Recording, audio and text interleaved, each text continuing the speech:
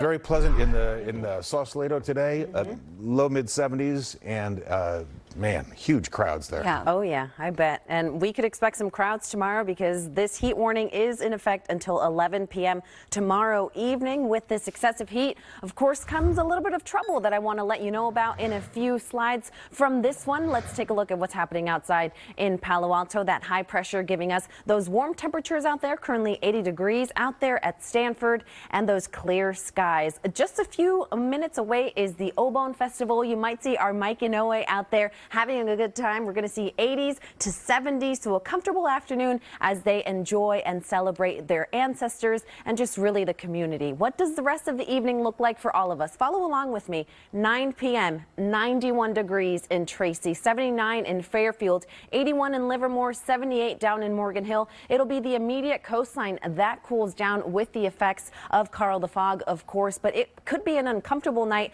So maybe now is the time to prepare your room, get it to a nice cool setting before you head to bed tonight. And as we go deeper into the overnight hours, we're going to see that fog rolling in, possibly some dense fog as you make your way out to the coastline with some drizzle to greet us early Sunday morning before it becomes another hot and dry day inland. This is also going to bring a shift in the wind pattern, becoming a little bit more breezy into the hills as we go on into Sunday. So what's that going to do to the temperatures? Knock them down just a few degrees. Emphasis on the few. 101 in Fairfield, Concord, Livermore, 100 in Morgan Hill. We're going to see 90s in San Jose, mid to upper 70s for parts of the peninsula, and some 80s, 84 in Hayward, 75 in Santa Cruz, and 71 in San Francisco. Now, the shift in this wind pattern, here are the concerns that we're seeing it with.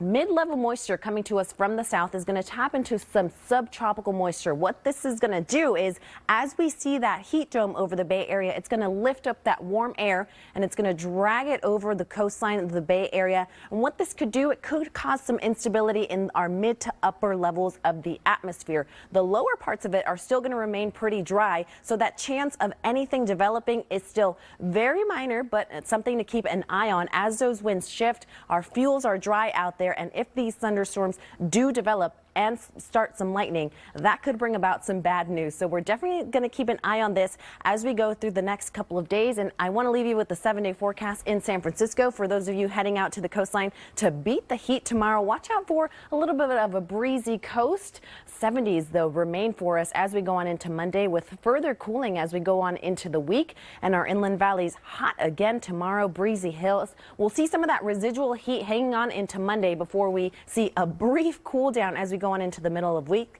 I see 90s returning for our temperatures next weekend. Cynthia, that looks like a very nice summer forecast, Summer especially when you get to Tuesday and move on from there. Get through the weekend. All right, Cynthia, thank you.